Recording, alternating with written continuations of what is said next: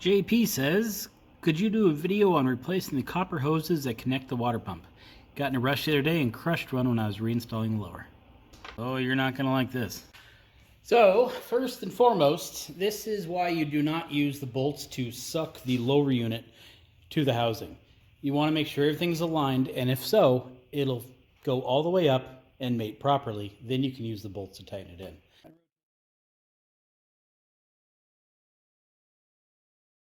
If you've ever swapped the transmission in a car and read the manual, it even says do not use the bolts to force the transmission in, because if you have to, something is wrong. Same situation here.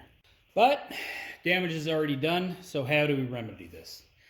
FYI, this is a 80s 90 horsepower. It uses one water tube, not two. Since you have two, you have a 70s motor. Same concept, it's just shaped a little differently, and you have two water tubes. If you had let's say anything lower than a 35 horsepower outboard, you could simply pull the tube out and replace it and go about your merry way. Okay, not all outboards. The 9.9s and 15s, those you need to pull the power head off to get to the tube. It's still easier on anything less than a 35. Once you hit 40 and up, that's when this gets challenging. So we'll go through the steps and we'll take it from there. So the first thing you would do is remove the lower. You already know how to do that, obviously. Then remove the power head. To do that, pull the tube off. Motor cover.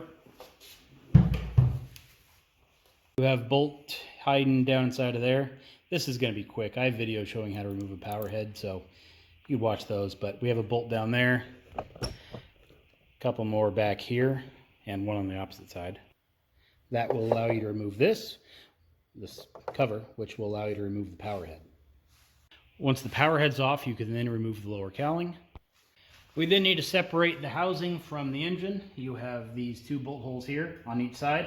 Pull those out and you can separate the steering bracket from the actual exhaust housing. And then you have another bolt right up here. You'll have a bolt right here on each side. You might have a nut and a stud, but I'm not sure on your engine. Anyway, pull that off, and with everything off, you can now separate the exhaust housing from the rest of the outboard. And that will lead you to here. Nice, small, lightweight exhaust housing you can work with. Now you got two sections going on here. You have the actual exhaust housing here, and then you have the power head adapter here. Power head adapter is what attaches your water tubes, so we got to take that off. Now, here is where the scary part comes in, because it's pretty common for bolts to just start breaking out of here. So prepare yourself for that one. Now, most bolts you're going to be able to see, but every now and then you get one hiding. So we have two right here, two up top, one in the middle. We should have some in the rear. This one may be a pinch different. Yeah, so this one, it has them hiding back here. Yours probably won't be that bad, but this one is. So let's get the impact wrench, get those off.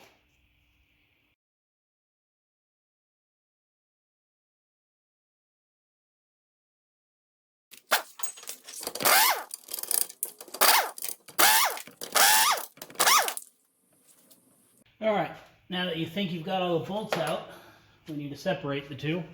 To do that, it's a little tricky, but I got a tool for it. It's a gasket separating mallet. All right, got it separated. So now we can get the inner exhaust housing, outer exhaust housing away from the inner. And now we can see here how our tube is attached. It is crushed between the inner exhaust housing here. So we got to pull off this bottom plate.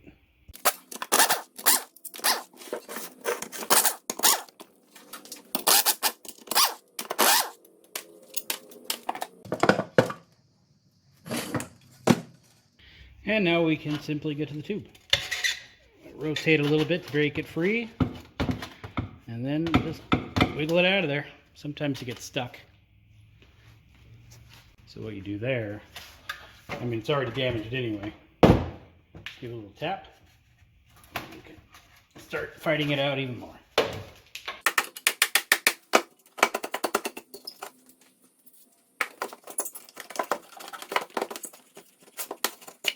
And time. So as you can see, it's a pretty involved job. You're basically taking apart the whole motor. Now, since I wasn't actually doing very much, I blew through it, but it would be an all-day thing, I think, for most people. That's if you don't have any broken hardware. And it's going to be expensive, because you have a gasket on the exhaust housing here. Then you have one for the exhaust housing power head adapter to exhaust housing. You got another gasket there. Then you have a power head adapter gasket, along with all the sealants you're going to need, if any. And while you're here, you might as well tap these holes, clean up these screws, and reinstall everything. It's a big job. So obviously that's something you want to avoid doing, but you didn't ask that question because you avoided it. Obviously it's already happened.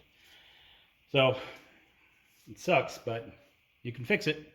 Just won't be easy. So any questions, let me know. I suppose that's it for now. I'll see y'all later. I now have this exhaust housing. I wanna get a little collection and make something out of it. The only thing I can really think of now is a coffee table. But you know, what if I stacked a couple together or something? I don't know. What do you think I could make out of this thing? If you got any ideas, you let me know.